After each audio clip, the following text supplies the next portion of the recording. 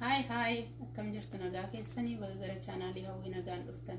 Har'a wanti qabadhee isiniif dhiyaadhe nyaata daa'immanii ji'a ja'a oliif akkamitti qopheessuu akka qabnu.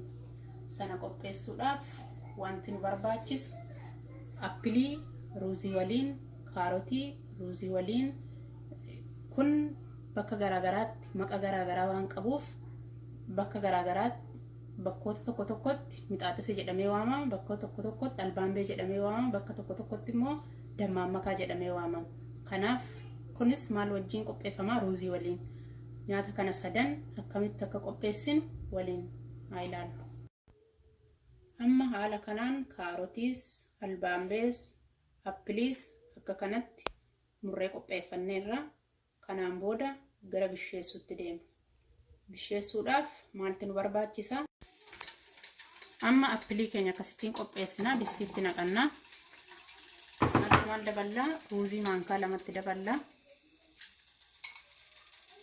Ruuziin miicamaadha isiniin jedheera. Kanatti bishaan kuppayaa tokko walakkaatti naqna. Daqiiqaa 15f bisheessina. Yookiin 10 hanga 15tti ni bishaata. Booda walitti deebina yeroo ni bishaatu. Daqiiqaa 10 booda appiliin keenya kana fakkaata. Kanaan booddee gara daakuutti deemna. Appilii keenya gara daakuutti deemna. Yeroo appilii kana daaknu qodaa juusii kanattis gargaaramuu dandeenya. Wantootuma nu bulleessuu danda'uun bulleeffachuus dandeenya. Maaliif ijoolleen ji'a ja'a wanta baay'ee bullaadha kan isaan fudhatan waan ta'eef sirriitti bulleessuu qabu.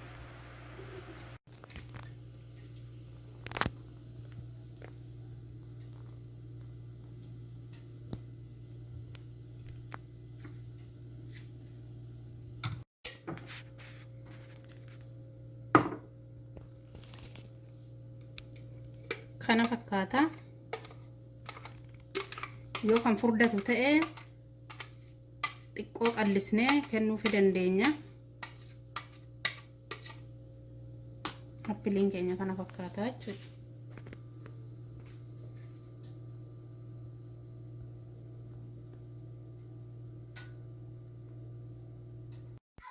Amma kaarotii keenya distiitti naqanna. Kaarotii kanatti ruuziin kun miicamaadha. Ruuzii maankaa lamatti daballa.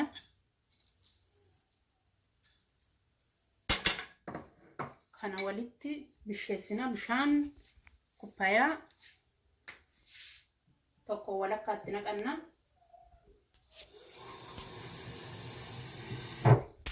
Bishaan kuppayaa tokko walakkaatti naqnee sa'aatii tokko daqiiqaa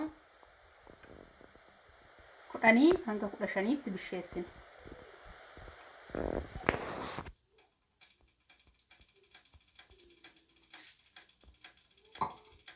Yeroo inni bishaatu walitti deebina.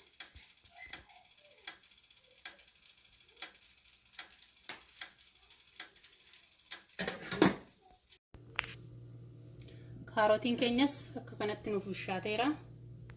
Amma gara daakuutti deemna. Ammas kaarotii keenya daakanna. Bishaan isa keessa jiru keessa calaluu hin qabnu. Maaliif? Akka laafuu nu gargaara waan ta'eef.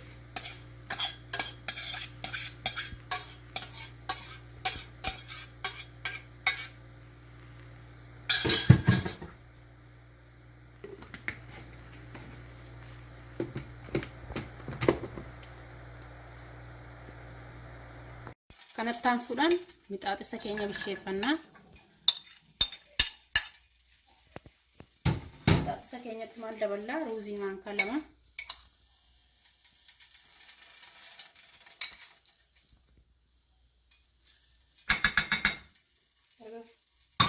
Daballeen booda bishaan kuppayaa tokko walakkaatti naqna.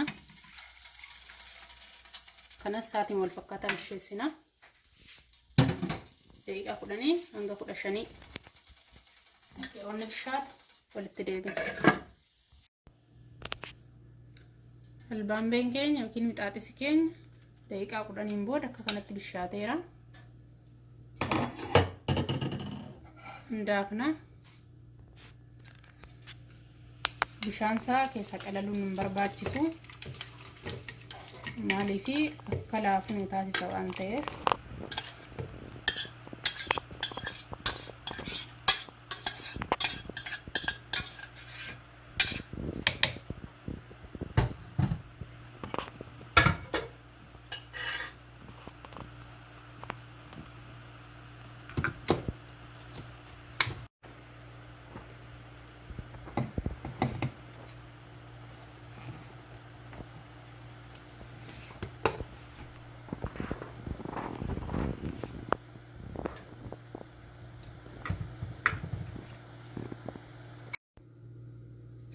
Sadansaa akka kanatti qophaa'ee kana fakkaata. Akkasittiin qopheessitanii daa'ima keessaniif kennuu ni dandeessu. Waan naannoo keessan irraa argattan haala salphaatiin akka kanatti qopheeffachuu dandeessu mana keessan keessatti. Yoo baay'inaan kan hojjettan ta'e qodaa qadaaddii qabu keessa gootanii firiijii keessa kaa'achuu dandeessu. Achi keessaa fuutanii ho'istanii daa'ima keessaniif kennuu dandeessu. Viidiyoo kana yoo jaallattan like, comment, subscribe godhaa. Galatooma yeroo biraatti amma walitti viidiyoo biraadhaan walitti deebinutti nagaan tura.